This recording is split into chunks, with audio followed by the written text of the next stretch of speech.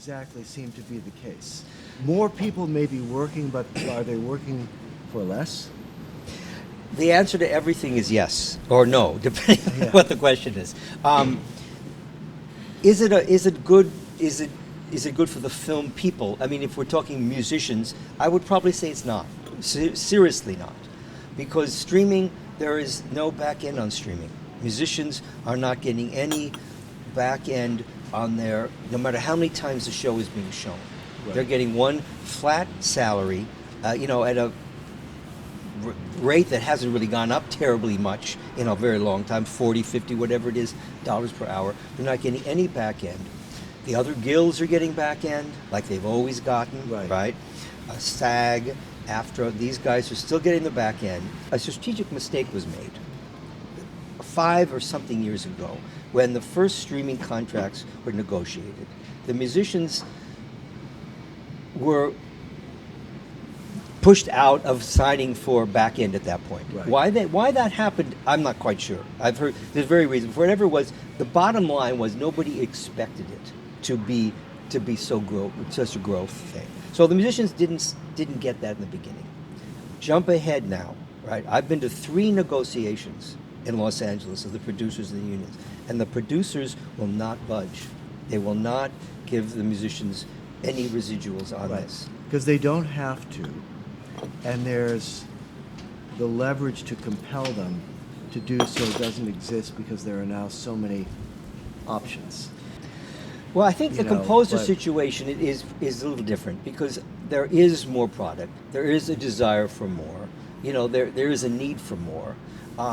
If composers can get paid what they should be paid, which is not always the case, as the industry, tries to squeeze and get the lowest amount they can. But I think, so as for composers, I think there are more opportunities. There's more opportunities ostensibly for writers of shows, Right. even though the writing guilds are very upset because they're not getting paid correct amounts of money either.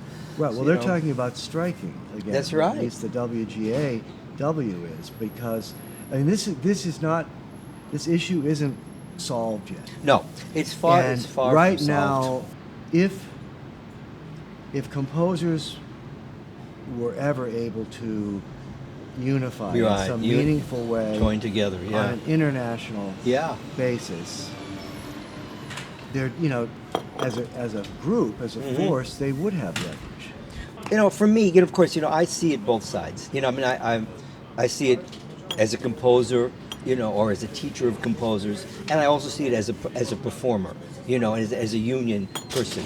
As a composers, I think there is the opportunity, right? If the composers could unionize, organize, demand certain payments, certain rights, certain back ends, certain percentages, certain working hours, certain things, that were normal negotiated sort of agreements, I think that would be wonderful.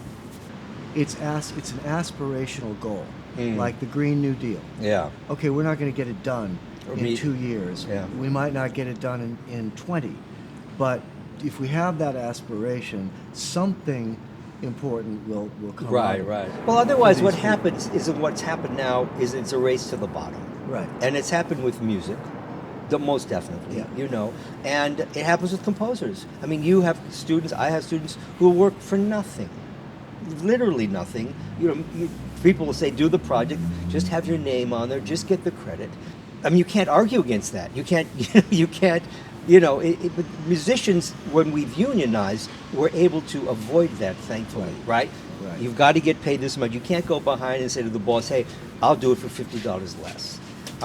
So if there was a uniform agreement on amount of time that goes into a project, budget of a project must pay this percentage to the composer, right? You can't lowball that. You can't X that out, This is like what we were talking about at the top, that the behavior that even a couple decades ago would have been considered marginally unethical, undercutting. Yes, right. For example. Right. Like, that was the whole deal with organized labor. Yeah, that's right. That That's sort right. of thing from happening. That's right. Scabs, that sort of thing. Composers, by that definition, they're all scabs these days. But yeah, I agree with you. I, as a teacher, as an educator, as somebody who's decided to devote, you know, the last couple of decades of his life to passing something on to these people, I suffer. I lose sleep over the fact that the product of their labor has been devalued. Right. And it's funny, the same article I was talking about in the Times is talking about mid-level publicists are driving luxury cars. You know, costume designers are in the money again because of the streaming. I see, yeah. Because there's all this new product being developed. And looking with my magnifying glass, where are the composers? And where are the musicians? And the musicians? Where's the word music in there? In this, you know. And of course we always, look, it's always, you know, there's always when you're the last in. Right. Which music tends to be because of the way production and post-production operates. There's always going to be a certain amount of that. But it does seem to me that more of us, when we read things like that, need to be saying, what about us? Yeah. And I think that's where our program is really good. And because it's an international program. And we're getting, you know, students from all over. And if we